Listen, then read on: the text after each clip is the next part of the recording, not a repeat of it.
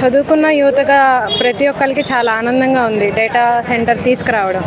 అందులో అమెరికా అంతటి కంట్రీ తర్వాత ఇక్కడికి తీసుకురావడం అని అంటే అది నారా లోకేష్ గారి వల్లే అయ్యింది. దానికి మేము చాలా ఆనందంగా ఉన్నాం. ఎందుకంటే మేము చదువుకొని హైదరాబాద్ వెళ్ళి ఉద్యోగాలు చేసుకొని 1 year విప్రోలు చేశాను. నేనే ప్రత్యక్ష సాక్షిని.